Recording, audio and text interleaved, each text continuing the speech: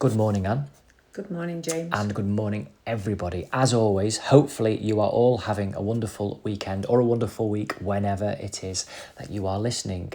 So here we are again, Anne, Sunday morning. Once more. Are you happy to begin? I am, yes. Brilliant. Where would you like to start this morning? I'd like to start really about the world. Right, okay. That's a massive one, isn't it? It to is. say the world. Yes. But I've been talking to somebody yesterday, and we were talking about problems within families, problems within the world. And it was a gentleman of my own age group. So obviously we were, I can remember the war. He's round about my age as well. And he can remember, he was in the Navy and he can remember being in the Navy. So we talked about a lot of different subjects with it. And we were wondering why the world is like it is at the moment. Yes. And I'm talking about everyday life, not just what's happening around the world and the atrocities. So we were talking about this, and we got on to talking about saying, well, we wonder why it's got so bad. And then we started talking about truth, because obviously we were wondering within governments, it doesn't matter, within businesses, the truth isn't very often spoken these days. Right. And if you're, even within the workplace, if somebody's done something wrong, they go through a whole procedure where they have to make it clear that they're going to lose their job. So they find instances that they can put in front of them to prove that they're not suitable for that job. Yes. They're made up, some of them. Right. So that's making people feel awful about it. So we were talking about this. Why do people do this? A bully. You have a bully in a school now. So you've got a boy or a girl bullying each other and hurting each other. Yes. With words. Yes. Really, they really hurt each other with words now.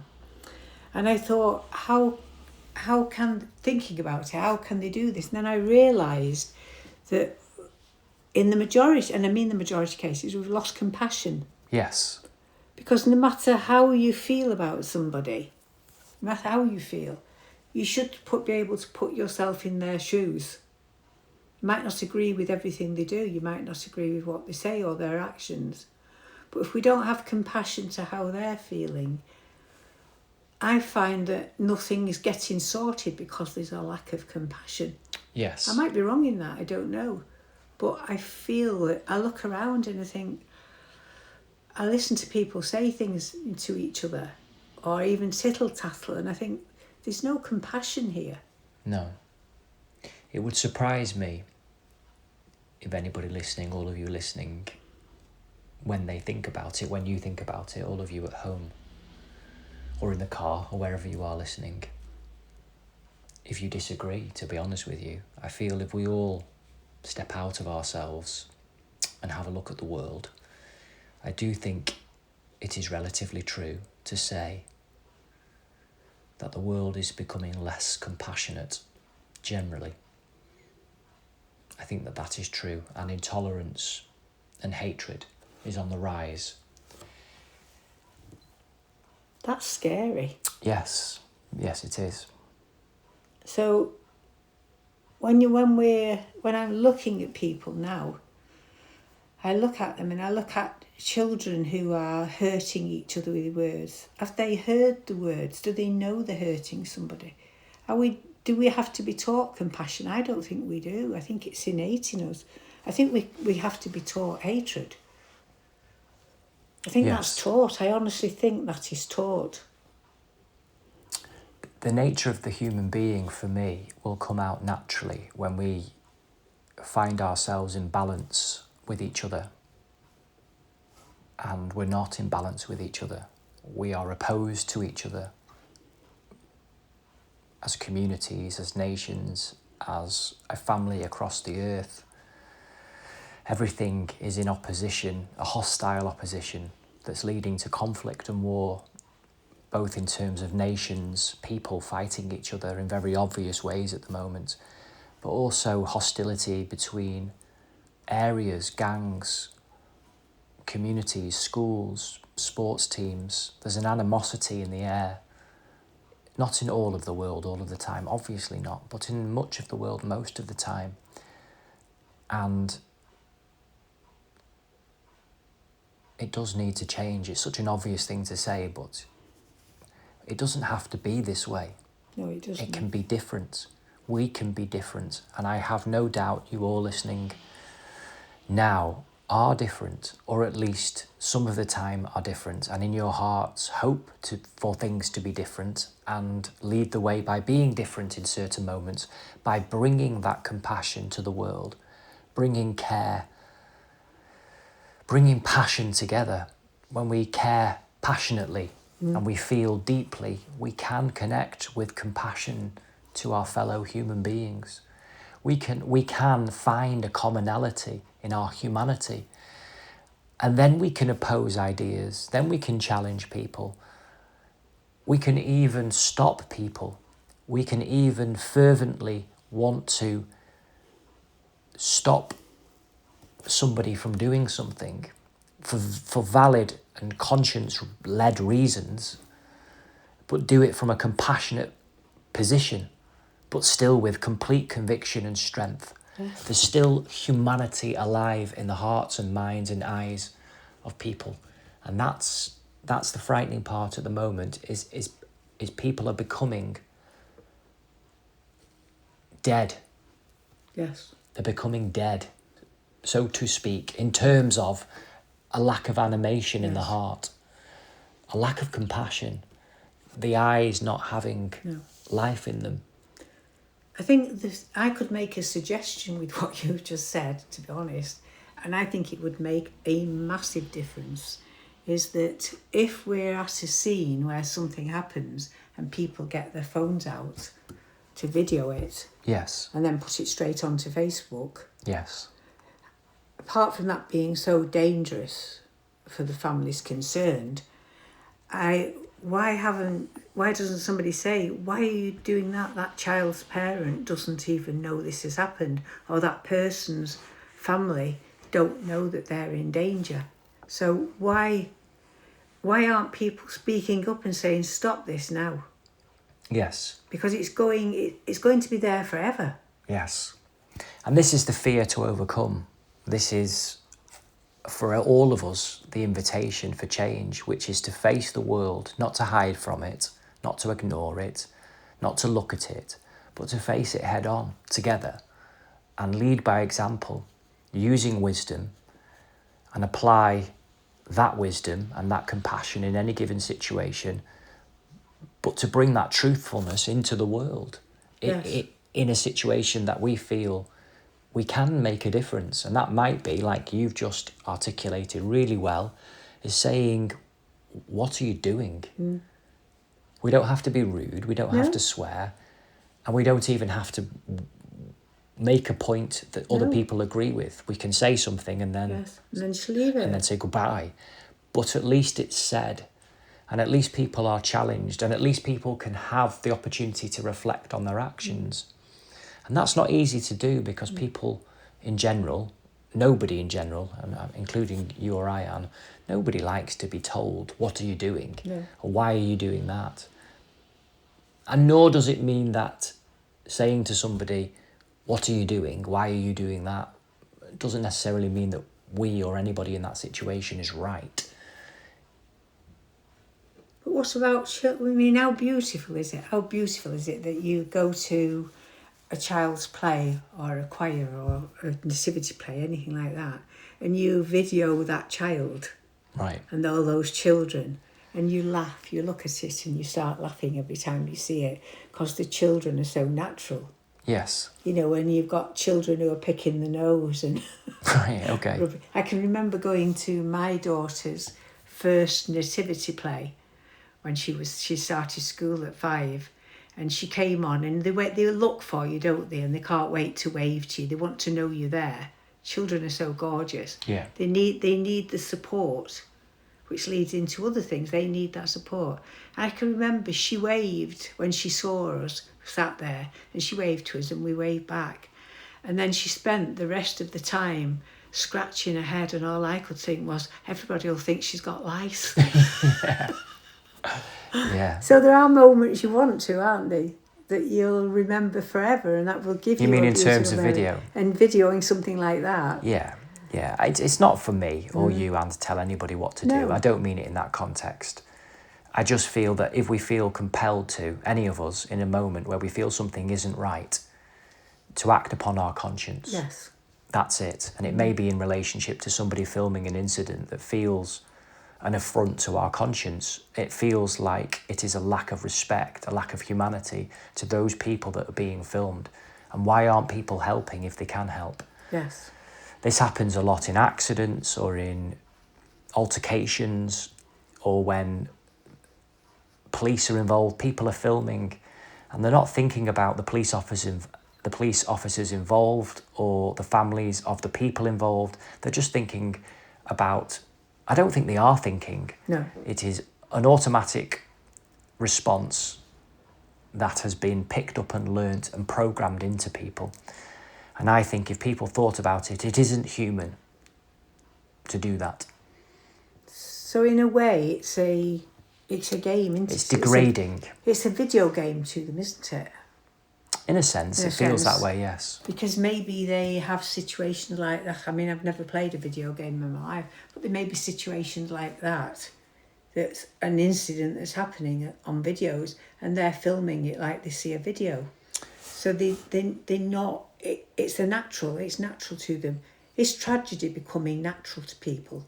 I think tragedy is becoming addictive. Do you? That people are sharing and consuming, reading, sharing, watching content that is ever more tragic and graphic. And people are addicted, not everybody, not necessarily you listening this morning, but as a society, we're addicted to it. Yes. And the atrocities are getting worse and worse. And what's happening on an everyday level is getting worse and worse. And we're becoming acclimatized to it, desensitized to it. And that's deeply concerning. And it should concern you listening. It should concern everybody. And it doesn't. It really doesn't. The problem with the world is multifaceted, but it's certainly true to say that one of the major crises on Earth is a crisis of care. The human race simply don't care about each other. And that's pretty sad, isn't it? It is very sad, because if the human race did actually care about each other, there's no way the vast majority of what goes on would be allowed to go on. People simply don't care enough. No. And I know that's hard for people to hear, because everybody likes to think, well, I care. No, if everybody cared, it wouldn't be the way that it is. People don't care enough. I'm not necessarily saying you, Anne, and I'm not saying you, all of you listening this morning. I'm not saying anyone as a particular person, but it is true that we watch people get absolutely murdered. Yes. We watch communities, whole races of people get obliterated. Yes. And the vast majority of people just go about their daily life. Yes, I find it hard. I find that very, very difficult. And I was talking to Chris, because as I said, we covered quite a large area, because obviously we're the same generation. Yeah. And we were both talking about going to the corner shop. Yes. So we were talking about there wasn't the food, there wasn't the things that they have today. So we didn't have, really in a way, we didn't have temptation in our generation like they have now. There's a lot of things to tempt people, isn't there? Yes. Whether it's buying goods or lifestyles. Yeah, it's everywhere. Yeah. It's everywhere. Temptation is everywhere. Yeah. But we didn't. After the war, we were rebuilding this land. And that's what we were actually doing. We were rebuilding our land. So, but there wasn't the temptation. We had lots of joy coming in with music and things like that. But we were talking about going to the corner shop. Right. Because all we had was a corner shop. We didn't have anything else, no supermarkets. So your mother would say, and it was always called the corner shop, go to the corner shop to get such and such a thing, and she'd give you the money, don't forget to call at Mrs. So-and-so's and then go to Mrs. So-and-so's and ask them, do they want something? Yes. So when you went to the corner shop, and him the same, we were always told to call on old people who Yes. couldn't get to the shop themselves. Yes. And we were saying that was natural, but by the same rule, living in terraced houses, those old people, when it was hot, would sit outside their houses and give you a clout if you were doing something wrong, and then go and tell your mother, Yeah. and you get another. Yeah. So it was a community. Yes. It was easy to do it because everybody was a community that were trying to build something, Yes. A real togetherness. a real togetherness. Yes. And you didn't, and your mother would even go and make you apologise and Yes. take you. They would take you there and say, right, you apologise now. I know. And I know. In a way, it's nice, isn't it? It's lovely. It Yeah. really is lovely. And it's one of those things that as a child you rally against sometimes. Like, oh, do I have to? Oh, Yes. come on. I just want to go and get my sweets or whatever it is. But later on in life, you feel such an appreciation for having those experiences and learning those lessons and growing as a person in that way. And it becomes ever more apparent that children today generally are not getting that. No. They don't seem to walk to the corner shop. They don't seem to ever leave their house unless it's in a car to be taken somewhere by their parents. Yes. It's very rare now that children just go out on their own just to play.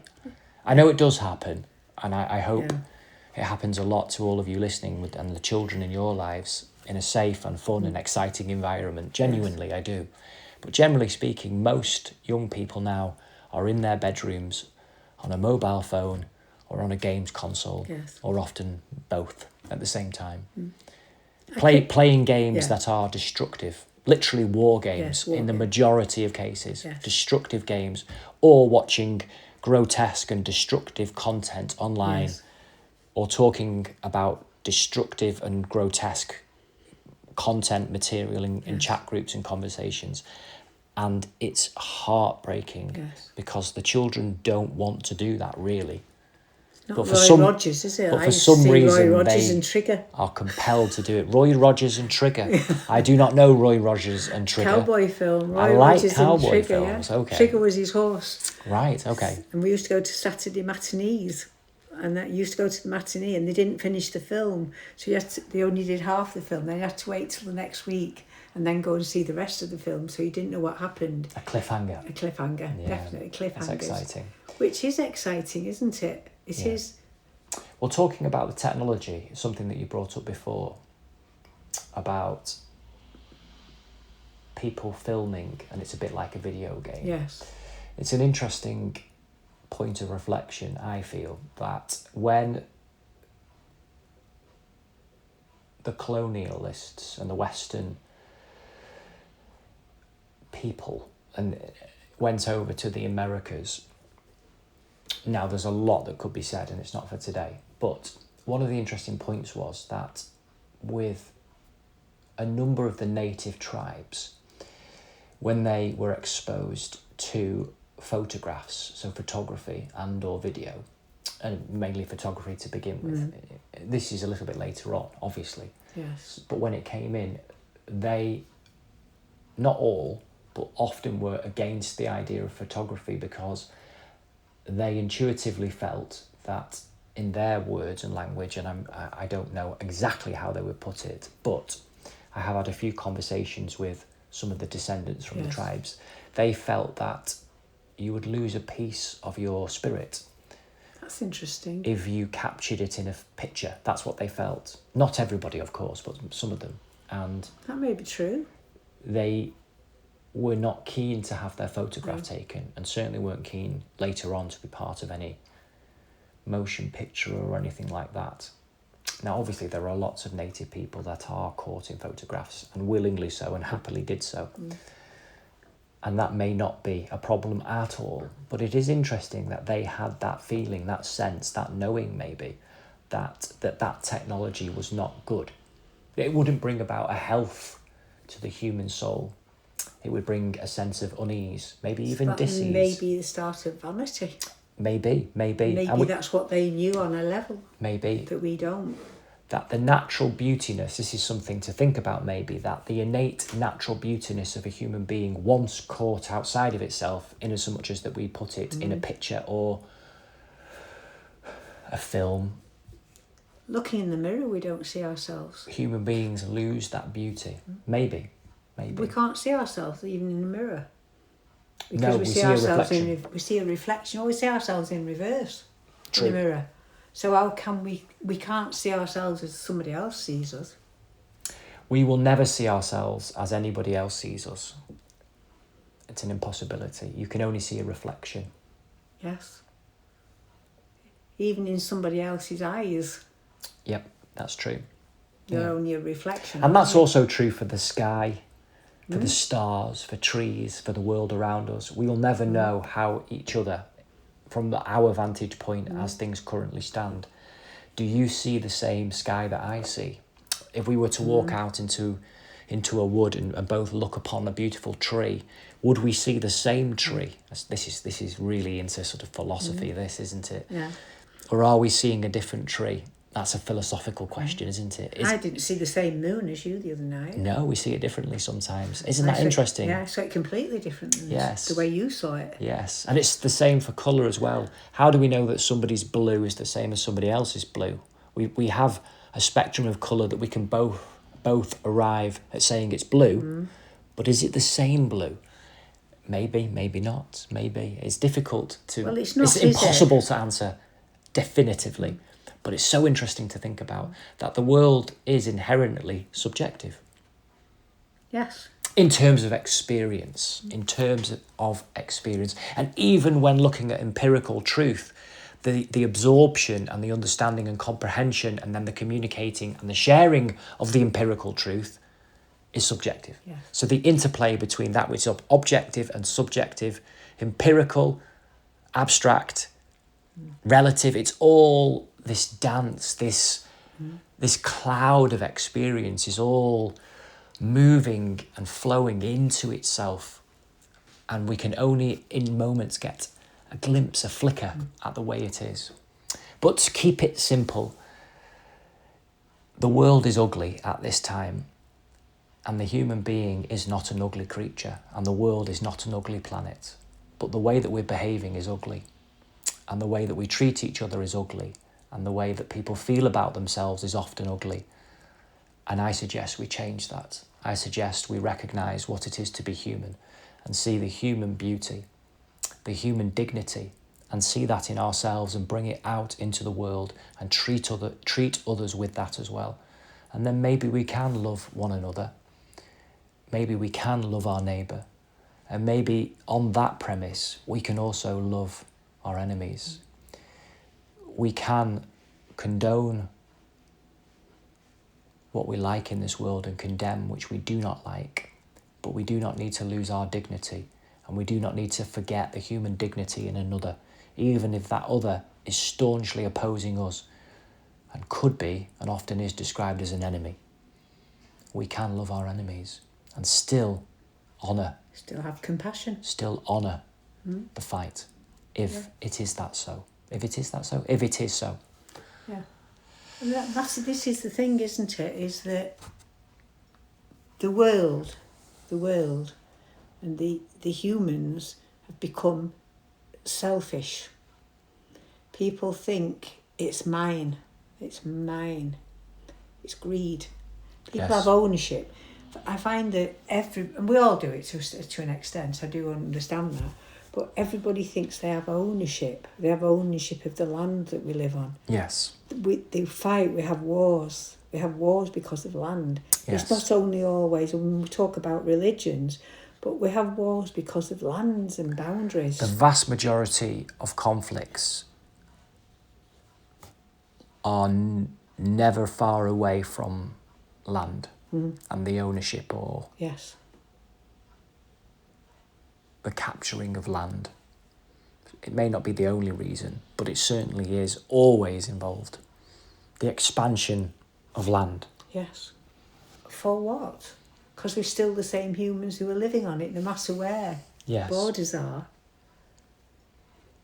it's difficult, isn't it? We can look at it. The possession obsession that people have. Yes. Yes, and then we derive meaning from that. The more we possess, or the more money that's spent on possessions often equates to, in some people's minds, the higher value a person is. Yes. And the less possessions somebody has, so somebody that maybe lives on the streets, they don't have a home, is deemed a low value person because they don't contribute to society and they don't have any possessions, so they are a low value person.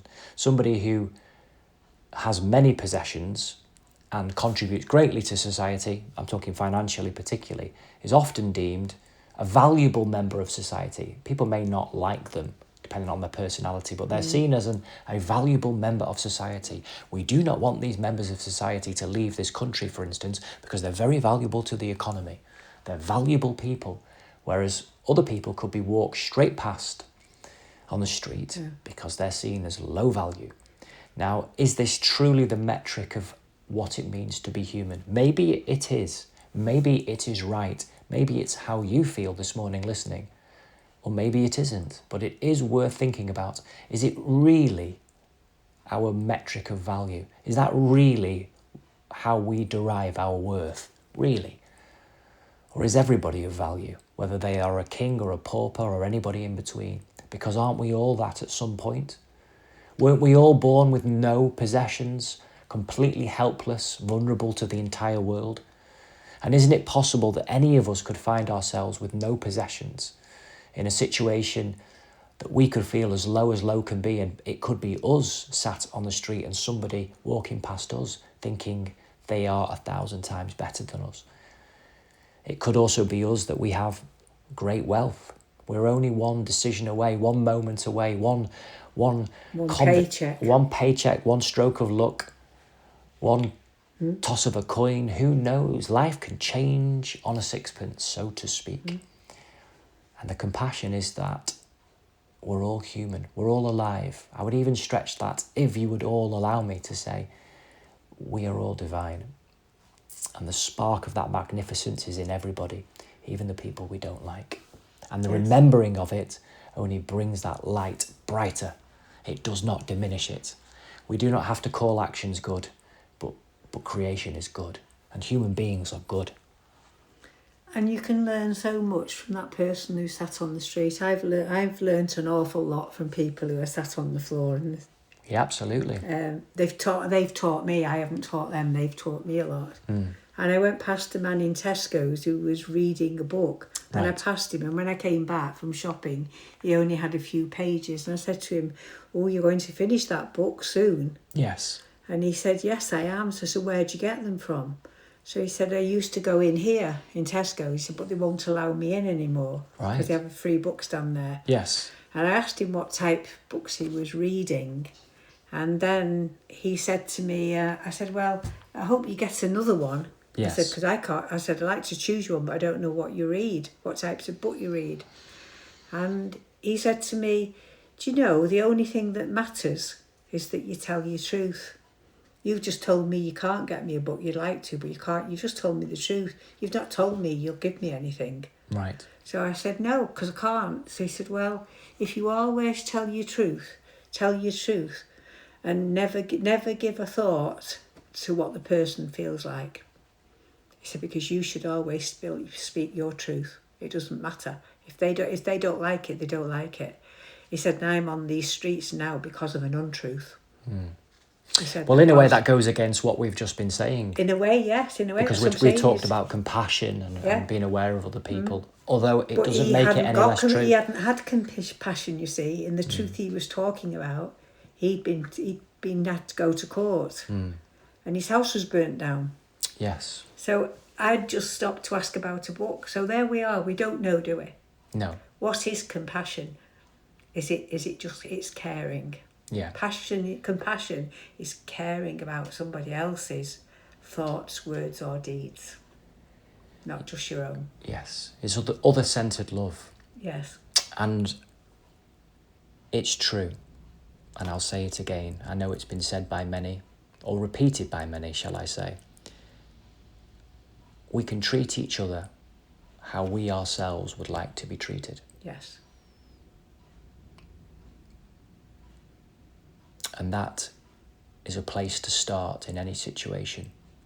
It may not bring peace in the moment, and it may not bring a resolution, but it will not bring harm if we're genuinely treating each other how we ourselves would like to be treated. And we have to be honest about that, because we assume, don't we, or most people do, in an instant, that we would like always to be treated with kindness and gentleness and love and tenderness. But no, in certain situations, if we're honest with ourselves, sometimes we'd like to be told where we can improve. Sometimes we'd like somebody to motivate us. Sometimes we'd like somebody to point out where something isn't quite right so we can grow and change. Sometimes, if we've done something that isn't quite right, somebody can pull us up on it. Yes.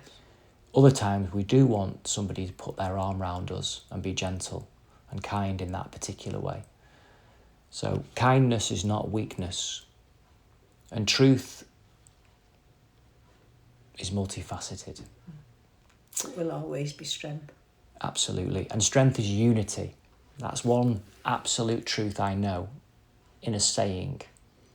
Strength is unity. Yes.